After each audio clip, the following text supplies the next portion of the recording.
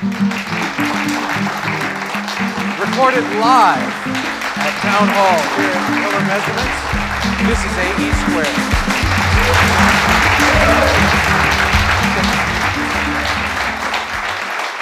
You know, as the president of a company that's growing more than 100% a year, learning how to do what we do better every day isn't just a good idea, it's a non-negotiable. Have to do it.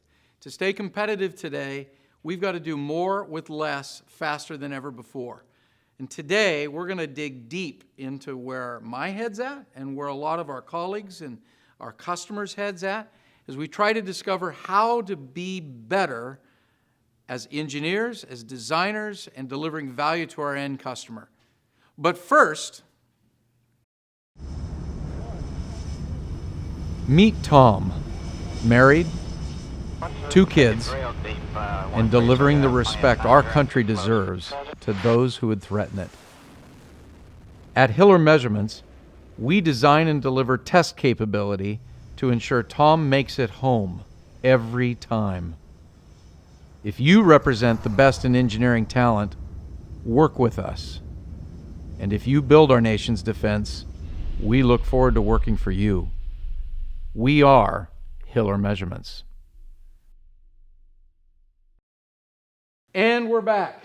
So, if you all wouldn't mind giving a hand and help me welcome Douglas Ferguson from Voltage Control. Douglas, great to have you at AE Squared.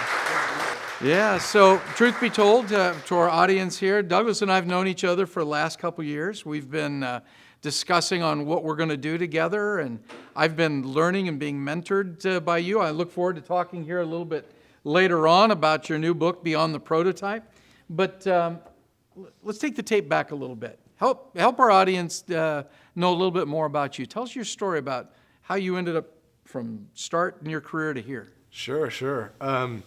So I'll take it way back. I grew up in Southern Virginia in tobacco country. Both my parents grew up on tobacco farms. I was the first generation to go to college. And in high school I studied, I was programming. Wrote some software for my father to help him in his career at the power plant. He had actually started shoveling coal at the power plant, worked his way up, took correspondence courses to be an engineer, and became a turbine specialist. And so they had some interesting calculations and things they were doing when they were having outages. And so I was just learning basic at the time, and I thought, how old were you? I was 14 at the time. 14. Yeah, that's why. Self-taught code writer. Yeah. Well, I think I first learned how to code from programming magazines at the age of 13. But that was mostly just copying like code into BASIC and creating pictures of Frankenstein and silly stuff. But so when I went to college, I just had such a passion for computers that I didn't think I wanted to do it for a living. I thought it might kind of ruin it for me. And so instead I studied math, biology, and chemistry. And about a year into the lab, I realized that this is not for me, and started working for startups. And at that point, I was bitten by the startup bug. I had seen the big kind of corporate world and realized that it kind of wasn't for me to be a cog in the machine. I wanted to be creating, innovating, pushing the boundaries. And my second startup was a startup here in Austin. They moved me from... So you were in Virginia, you went to school. Where did you go to school? Virginia Tech. Okay, so Virginia Tech, and you find yourself now in Austin. That's right, and I was working with a company called Coremetrics, and we had some amazing tech for analyzing web traffic, and had brought on the world's largest retailers like Walmart and Victoria's Secret, etc. And along came this company Omniture, and they had a better user experience and started just clawing away our customers. And even as they were leaving, our customers would tell us that our reports were deeper, our capabilities were stronger, our tech was so much more solid, but they had managed to build something that met the need and was so much more delightful to use. And so they were just kind of stealing customers away from us. And as a young engineer, that really stuck with me. That was frustrating, I'd imagine. Well, it was frustrating from a business sense, but from just a understanding and learning moment around how the world works. It was really empowering because it was kind of enlightening me to kind of how to think about things rather than just being obsessed with the technology and how it works, we also need to think about the market and the design. And so is there appetite for this technology? And also, have we built it in a way that people will embrace it? And so that really influenced the rest of my career. And as I became a CTO and started to launch my own startups, I would build engineering and product organizations with that mindset of this three-legged stool. How do we balance all three of these? And So design, marketing, and engineering. yes. Okay? And so I like to tell the story around, when we think about market-driven products, Right. that might be the Mach 7 razor, right? It's like, do we really need that many many razors? blades, And I'm yeah. like, but they found some emotion that they could tie into and build this thing that people would purchase. Right. And then if we look at engineering-driven products, I think Google's a great example, right? It's very functional, it gets the job done, but do we really fall in love with Gmail? Well, not really. Yeah. But Apple is an awesome design-forward company where they build stuff people fall in love with. People look at the old way of doing things, and then the iPhone comes out, and it's like, this is a Have to game have changer. one, Yes. right. And sure, Android's great as well, but I think Apple, just from a design aesthetic, has been able to really push the envelope over the years. And it's questionable if they're still doing that, but they're very design forward. And I'm a big fan of trying to balance all three of those. It's very difficult to do, especially in the early stages of a company, because you may be limited as far as how many people you can hire, but just being intentional about which you're going to invest in first, and then thinking about where your deficiencies are as you build a team. So you're the CTO for a period of time. Yeah. And in this time, what does that look like as far as the execution of this thought process about how to approach design? What did that look like then, and take us through that evolution to where you're evangelizing today? Sure. So there's a few different aspects. One is how we design the systems that impact how we build things. Right. So I like to refer to that as our employee experience. So how do we meet? What is our meeting culture? How do we make decisions? What process do we follow? What artifacts are we creating at any point in our journey, or our, let's say, our arc of building what we're building? Mm-hmm. And then the other aspect would be customer experience. So how are we building things into the product to meet our customer needs, and how are we treating our customers through support systems, et cetera? And kind of balancing those two things is really important from a design standpoint. And then also looking at designing the team. So as we think about the next hire, or if we lose a member of the team, which is, I think, one pitfall a lot of people fall into is like, oh, we lost Tony, now we need to hire another Tony. And instead, maybe we survey the landscape and say, well, now that we have this void, what's the best way to fill that, rather than trying to replicate this individual we had previously. So what did that do for you in the role that you were at? I mean, you're still the CTO. I guess what I'm looking for is, here's what I did before, what that looked like. Here's what I discovered and I started to doing, and here's why that was better. Sure.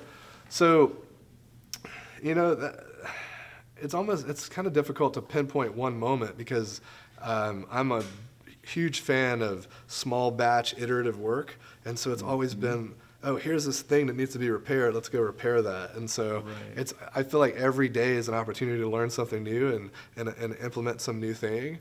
And so I've also been a big fan of process. Yeah. And so voracious reader and kind of consumer of how different people are doing things. And so we started off with extreme programming, and then that moved into the Agile. Mm-hmm. Big fan of the Agile manifesto. I think a lot of people get hung up on Agile from the standpoint of, oh, here's a bunch of rituals we should follow. Oh, this company is having success with doing these 5 things. Let's go do those 5 things. But getting down to the principles and the purpose, like why those things work, helps us adapt them into our company. So I guess it's to me it's been really powerful to apply these techniques we learn in software development, like abstraction and single purpose use and these things and adaptability. And so then taking these modular approaches to how we build teams and how we think about the way we do things. Now this is a point where you and I have had some discussions, and I want to unpack this a little bit, because talking to a lot of our peers, colleagues, competitors, and our clientele, quite frankly, Agile is a commonly heard refrain as far as something we all, in one way or another, aspire to. There's this better way, and it's called Agile to do. And then on the other side, we all have been following Waterfall. So there's these two little cliche words here. The thing that's common when I talk to those of us that are building things, not just software, is Agile's very, very difficult to understand and to implement. And there's the constant toe of, well, this is the way we've always done it. I know we want to be better, but this is the way we've always done it. We're just going to stick with what we're doing. So maybe what we can unpack, or you can unpack for us, is, can you help our audience know, what does Waterfall look like today? How do you recognize that Waterfall culture? What does something that, we've called it Agile, but we're talking about design sprints with voltage control here. What does that look like as far as an organizational operation? And why would we want that design sprint instead of Waterfall, in a more basic sense? Because there's a lot of confusion there. Sure. Well, Waterfall is basically designing or specifying everything that's going to happen and then going to build it. So it's building a comprehensive plan and trying to think of all the interdependencies that need to go into and need to be considered, and then kind of working out all the math and everything that you need in order to accomplish this. So in a way, it's like how you might build a house, right? So you're gonna build all the blueprints and everything's totally figured out, down to the location of every single pipe and every single wire, and then you go and you hand that to a contractor and they go build it. And when we talk about knowledge work, and whether that be software, hardware, or even service design, and we're dealing with a complex adaptive system, because so we have customers and we have a market that's all moving and changing. Right. We have to have a system that allows us to react to those things. And so that's what Agile is really about. And a lot of people get hung up on a lot of the Agile methodology, so Scrum and whatnot, and because it's a bit hard to unpack because it's this abstract philosophy. Right. And so, so the thing, I just encourage people to go back to the philosophy, go really try to understand the mindset and not worry so much about the practices, because it's really easy just to say, okay, let me just go follow these types of meetings and things. And ultimately the philosophy says that we need to be agile, adaptable, because the landscape's going to change. And also, not only is the landscape changing, but our understanding of the landscape is probably incorrect. And so we're going to have assumptions. We always have assumptions. And the most dangerous ones are the ones that appear to be fact. Right. So the things that we think to be true, like the world is flat. Yes, yeah. And then we discover that can be very disruptive. Right. And so Agile seeks to optimize for dealing with that phenomenon, right? So we're going to do things like ensure our work is highly collaborative. We're going to involve our stakeholders and our customers as early as possible in the design process. And then also, we're going to prioritize functioning product or simulations of functioning product over specifications.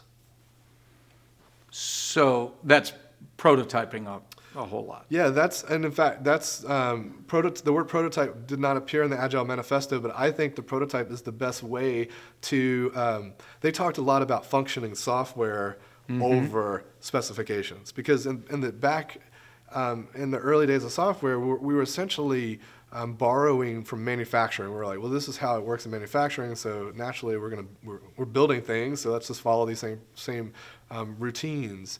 And what we realized was that there was a lot of risk in that, right? Because these assumptions found their way into the design, and then we built it, and then it was a bit late because then we had to unravel things. And software, the later you discover a bug or issue, the more costly it is to fix, And I would argue that's the same in hardware, if not even more expensive, because you've committed to like, this big build or Right. this big order. And so as much as we can move learnings to the left and get them early as possible, the better. And then also, I think born out of Agile is this kind of incremental mindset, right? How can we reduce our batch size?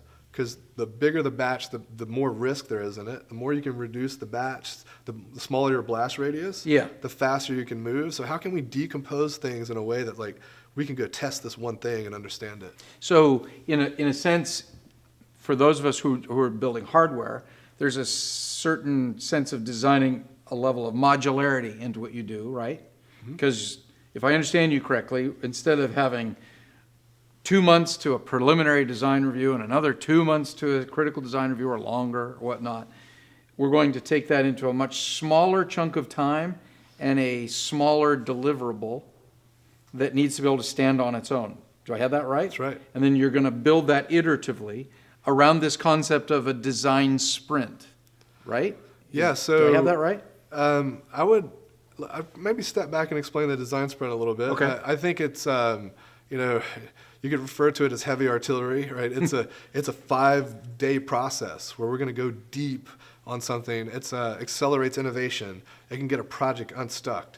Highly effective at getting a team highly aligned. I talked about those assumptions. Yeah. And I mean, a really bad phenomenon, and it happens, I see it time and time and time again working with Fortune 100 companies. I mean, these people have stuff figured out, but it's pervasive. We're using the same word to mean different things. Like we're hearing it, and it seems on the surface as agreement, but we need to dive deeper and have a more in-depth conversation and explore things a little more than what people are typically used to doing. And the design sprint's really great at that, creating this alignment. It's also we're going to create a prototype and test it in some way. And that could be with stakeholders, sometimes with employees, like if we're working on employee experience, or like we've worked with HR teams before where we're turning this process inward. And often we'll bring in customers or clients to kind of look at where we're anticipating going. But the critical thing is that we start off with a very well-articulated goal. And I think that's where a lot of people falter. And whether it's a design sprint or these other kinds of workshops we're doing, it could be a strategic leadership session.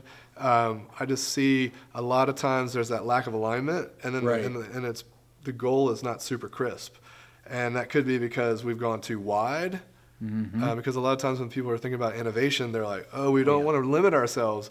But if you think about trying to solve world peace or world hunger, it's like, that's a bit daunting. Yeah. But if we constrain it in some way, maybe we're focused on one country, or maybe we figure out one specific problem that we see, and we're going to rally to kind of fix that, right? So I can see where everything that you're doing turns into more of this holistic approach to solving problems. Absolutely.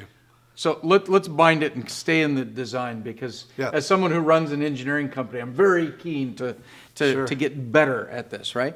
So for those of us who are designing systems of systems, right?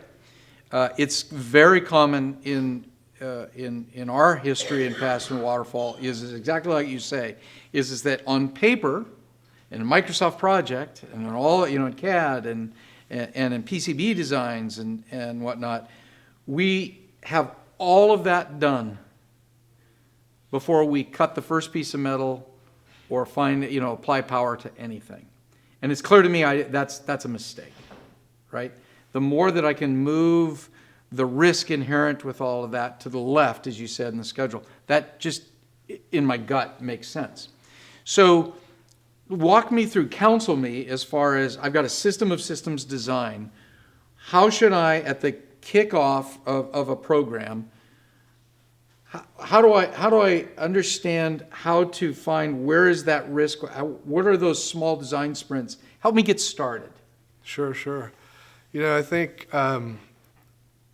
alignment and being clear on the goal is super critical. So everyone that's involved, your stakeholders, like making sure that we've gone really deep on unpacking the problem. Right. And that's always a great place to start. And I find a lot of times people really struggle with this purpose-driven work because getting to a real deep purpose is often difficult, right?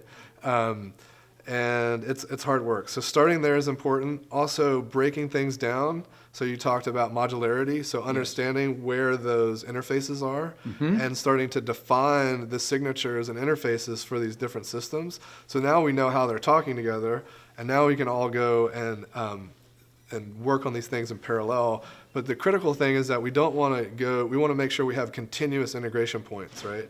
And that there's a high degree of communication. One of my favorite stories is the kind of the race to space. And in Europe, where different countries were working on different components of the rocket, whereas, we as a nation were very integrated. But NASA was very smart in the fact that they realized that this integration was going to be an issue, and that they spent a bunch of time building communication tools to make sure the different teams that were working on the different components were able to communicate, and the information was flowing succinctly and quickly. And so it's important not only to to make sure the edges have autonomy and that people can move in parallel, and you've agreed on how the things are going to communicate, but you're testing this stuff regularly. And so your integration is kind of continuously tested, but also that you take a step back like NASA did and survey the landscape and go, what kind of orthogonal things or what adjacent things do we need to work on that will help the team be more effective? So is our process working? Do we have the best communication we can?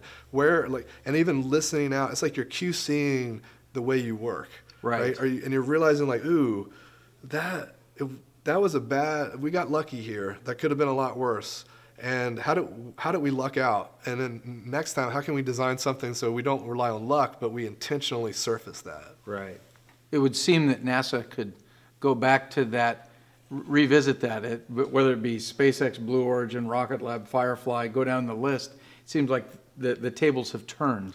Yeah, well, it's a different world we live in, right? We have a lot of, at the point where it was NASA versus Europe, so to speak, we just didn't have commercialization of technology the way we do now, and it's kind of hard for government agencies to compete with companies that have a lot more. The incentives are just different. Yeah. So take us now. You've been a CTO. We've talked a little bit about design sprints and whatnot. Now you have this company, Voltage Control. 2 questions. What does Voltage Control do, and how'd you come up with the name? Oh, yeah. I've gotten that question a few times, so Nice. I'm curious. Yeah, it's one of my favorite stories. So let me just tell you a story about how I created Voltage Control, and then I'll come back to the name. So I was at Twyla. I was the CTO of Twyla, which is an online art marketplace that was backed by Google Ventures. And as I mentioned previously, very passionate about process, just following through from extreme programming, Agile, up through lean software.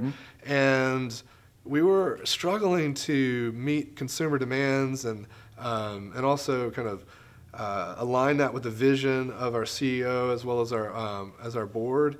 And I found the design sprint and started experimenting and having my teams run them. And we started to get really great results. And the more we used them, the more we learned, the more I started to realize that, man, this is a much better way to work.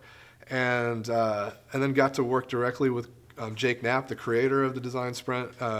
Because Jake was at Google Ventures, right? He was a design partner at Google Ventures, and once they led our Series A, he came to Austin with the whole team, his co-authors, and we ran one together, and that kind of cemented it for me. And so post Twyla, I had conceptualized this idea of being a fractional CTO. So looking at companies who they need an interim CTO, or maybe often startups will have to hire kind of below their need because of the funding they have, and sometimes they'll give someone a title of CTO, but they're very green, and they're needing a stretch. And so I would come in and consult these individuals and just kind of help shine the light in the corners where they weren't looking, and because of my experience with design sprints and my writing. And just kind of using that tool with my clients, I started getting more and more requests for them. And so I just listened to the market. The market said, go here. And so I started doing less and less fractional CTO work. I still advise a few startups because it's still a passionate part of my identity. And so I still do that work because I love it, but it's very much a focus now on voltage control. And as I did more design sprints and this kind of facilitated leadership, I started to realize that there were silos of this kind of technique in these types of meetings. And so I started just voraciously consuming and learning about these different methodologies, everything from game storming to MG Taylor to liberating structures. And it's interesting because a lot of these techniques have a lot of similarities, but they kind of just bubbled up from different communities and different industries. Mm-hmm. And so it's really fascinating to kind of stitch them together and see similarities and what it's kind of more meta, kind of what's the real driving reason why these things work. And so that evolved us to where we are now, which is I call us a workshop agency. Mm-hmm. And so we're essentially a bunch of facilitators that will come and facilitate everything from a quarterly sales kickoff to an innovation acceleration event like we do with SOCOM, or even just a small group kind of strategy session.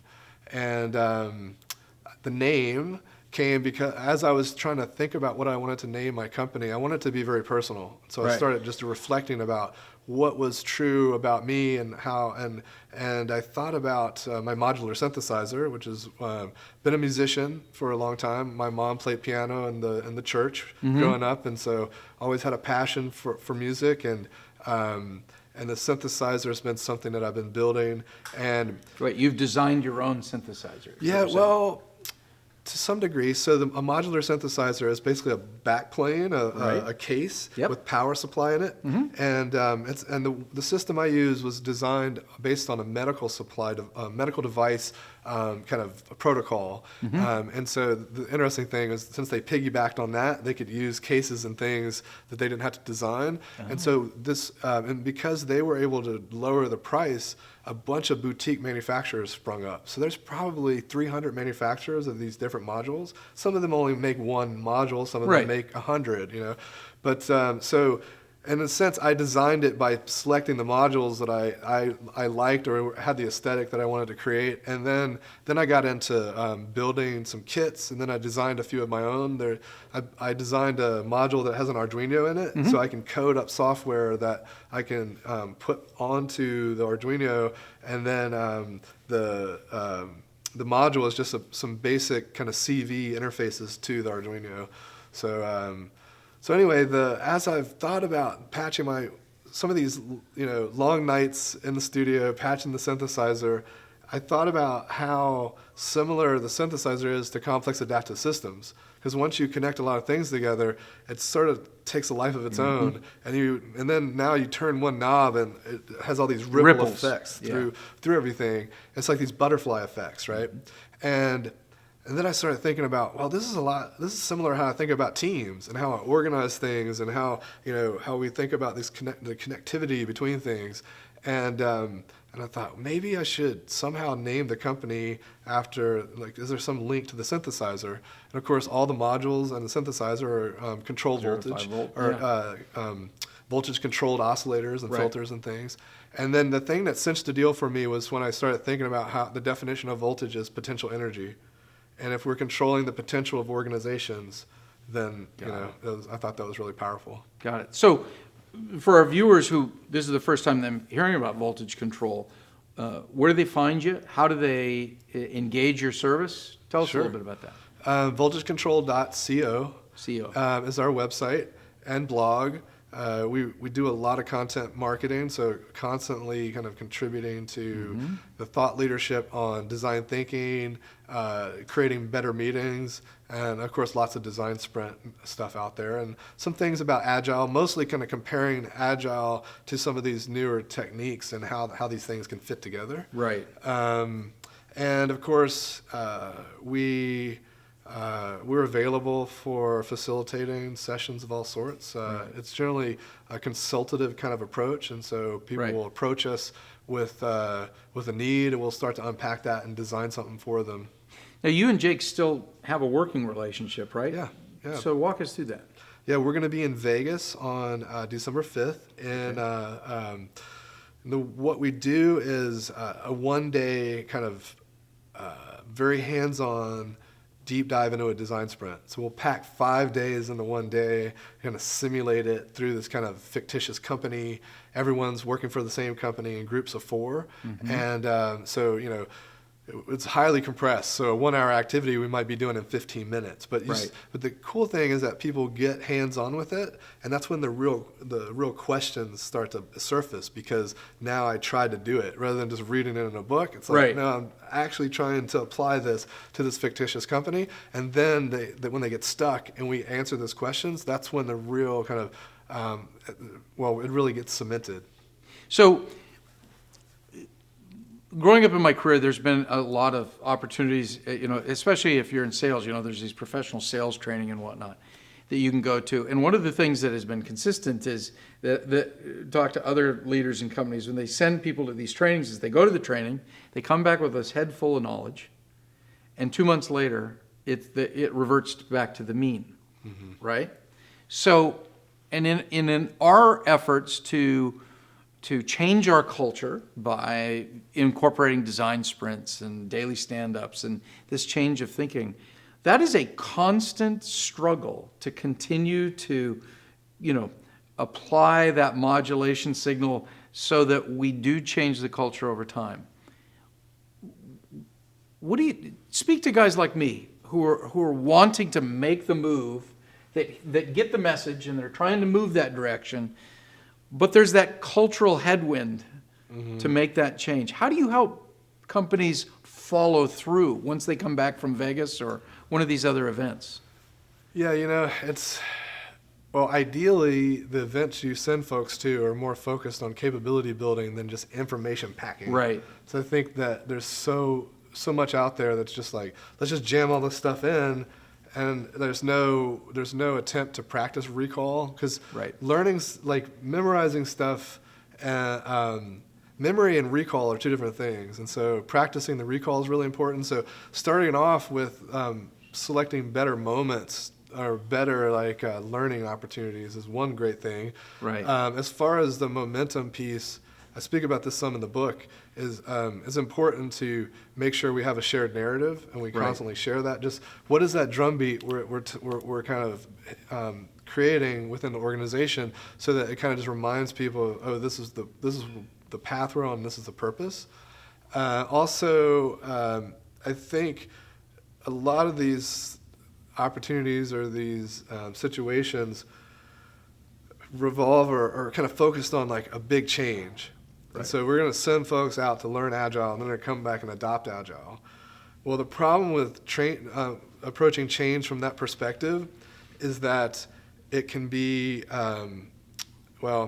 we're looking at it as just a big change. And so often we have to start doing work, and then it's like, oh, now we have to undo a bunch of things that we're doing. And then we kind of get down into this, like we're kind of getting negative benefits, right? And then it's really hard to stick with it, because the naysayers are pointing to the negative, saying you've made us worse, not better. Yes, exactly. Right. And so if you're lucky and you can kind of get out of that hole you put yourself in, you can get above where you started. Right. But often you don't get as high as you could, because it's like, whew, we got out of that. And so you'll just take whatever benefit you can, and however nominal it is.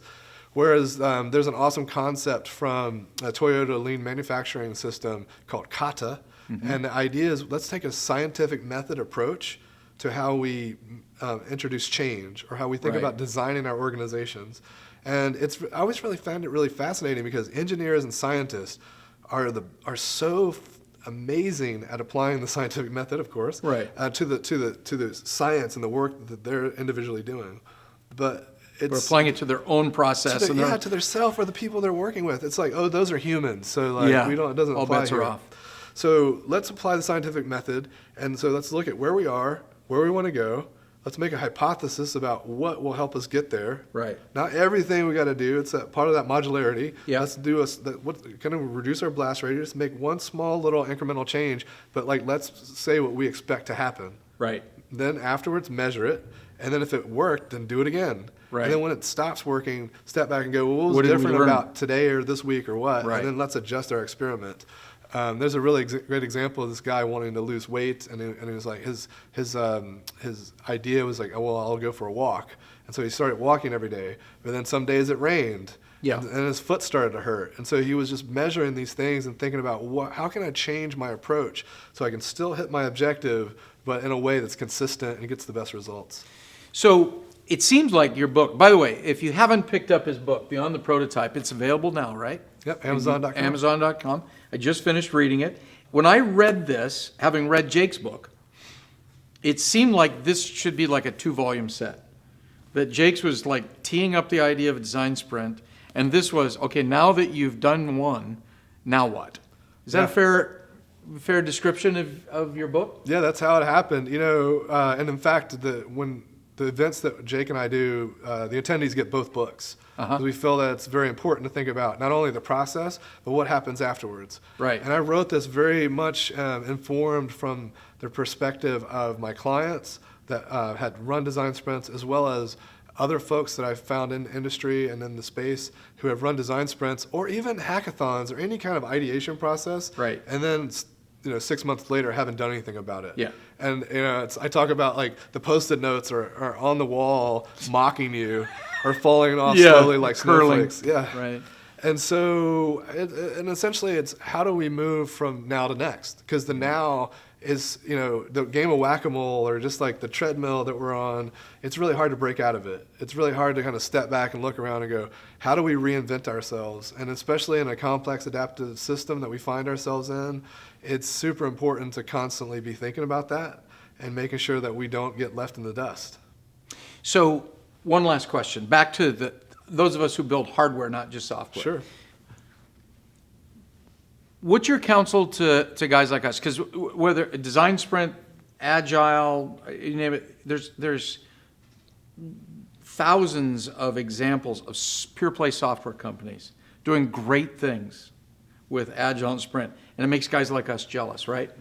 But laying out a PCB, machining metal, designing things has some attenuation in it that software doesn't, which is you just can't respin a PCB in a day, but I can recompile code in a few minutes. For those of us that are doing hardware, when you look kind of forward, are there certain either technologies or approaches or concepts that we haven't been thinking about that maybe we need to keep our eyes on that will help us have more acceleration through our design cycle and allow us to do that iterative work better in the future than what we realized we could do behind us? Anything come to mind? Yeah, I think the most powerful thing is just the mindset. If you have the mindset and you're always kind of stepping back and saying, how can I prototype this? Yes. And specifically thinking about prototypes from the perspective of, I like to think about this definition in 2 parts. It's either simulating the future, or it's answering some question. And so if we identify a question or assumption we have, and ideally you're designing your human interactions, the meetings, the way you do things, so that you accommodate for identifying your assumptions early. Because I talked about those assumptions that we think of, that the world is flat, we think it's the truth. Like, man, if we can surface those earlier, then, that's huge. And so let's design a process, a system that works for us, that helps us find those things. Once we find them, how can we test it? Right. And we can build a prototype around that, just that one thing. Because I think a lot of times people hear prototype and they think it's a proof of concept, or I had to build a whole PCB.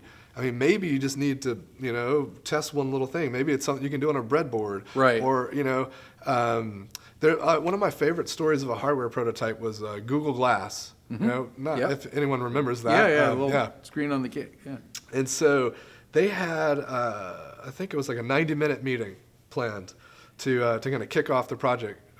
They had already decided they were doing it, but it was more like the design kickoff. They were really starting to make some hard decisions, and they were going to go off and build this thing.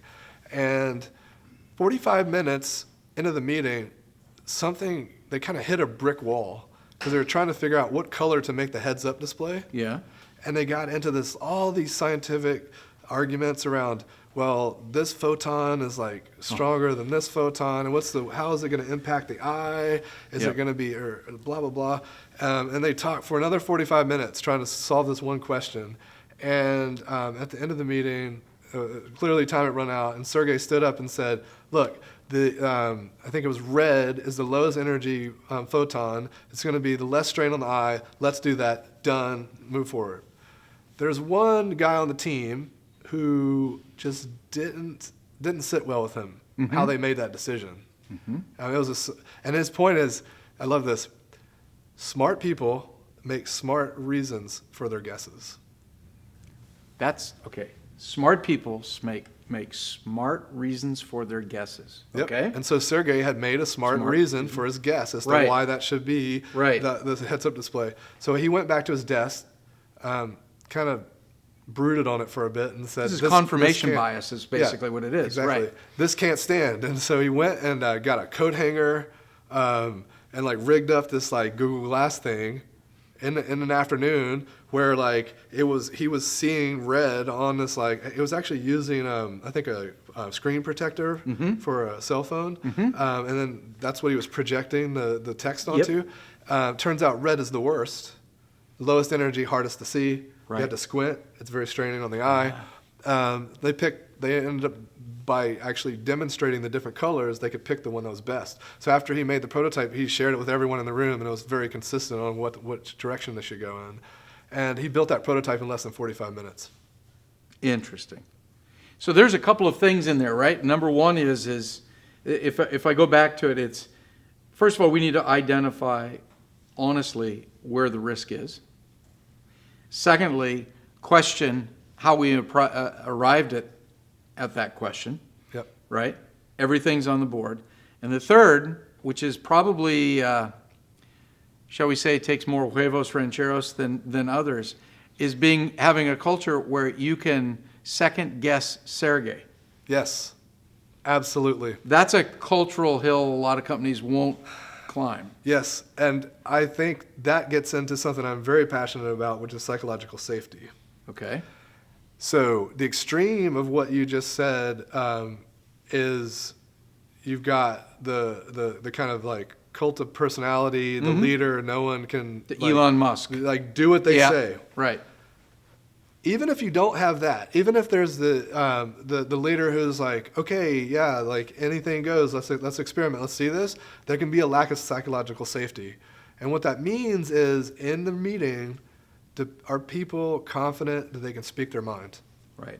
Is there a junior engineer in that room that feels like, I'm not sure I'm comfortable with this, or I have an idea, but I'm pretty sure it's going to get shot down because everyone just shoots me down? Right. And if that's the case, in any micro sense of the concept, it's very, very bad. Right. And it has to be confronted very intentionally. And if you think about designing your meetings and how people come together and create that safety, wow, because then you're tapping into the true diversity.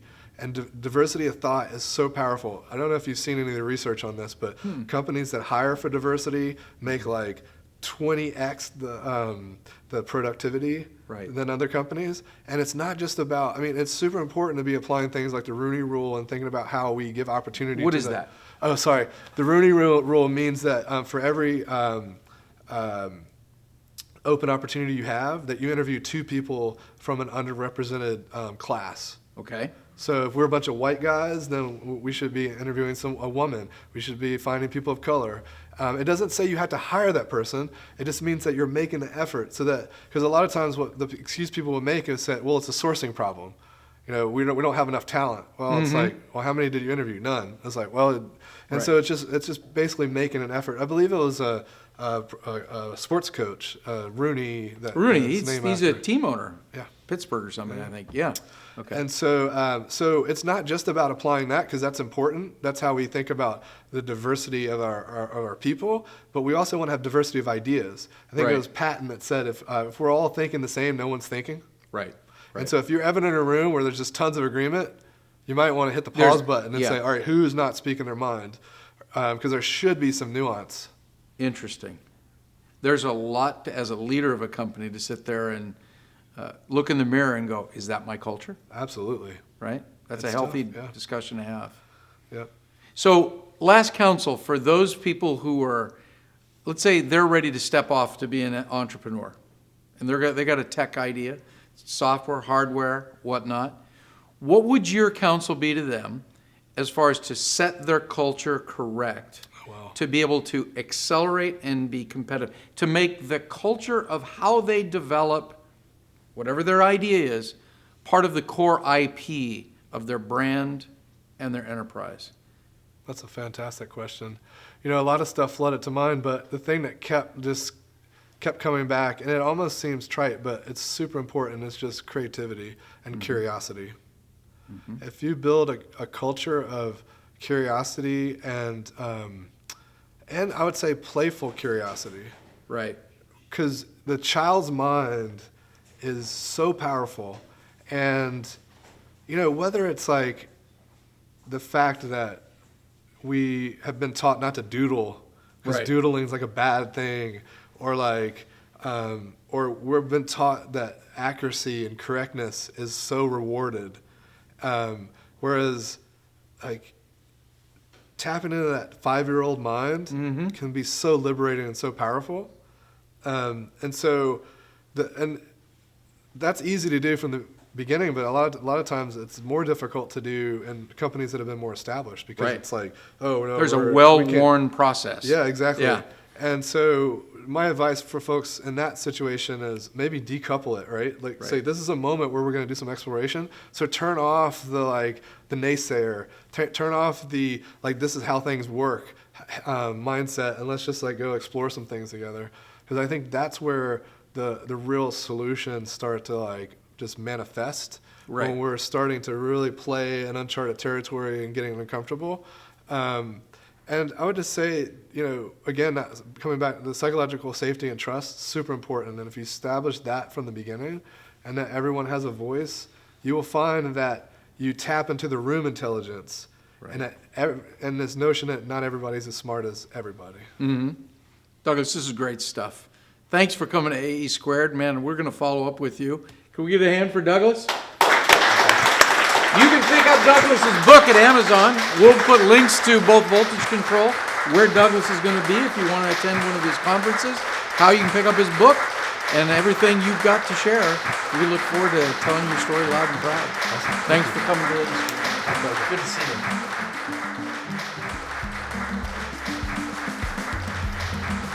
AE Squared is a Hillier Town Hall production. Copyright 2019.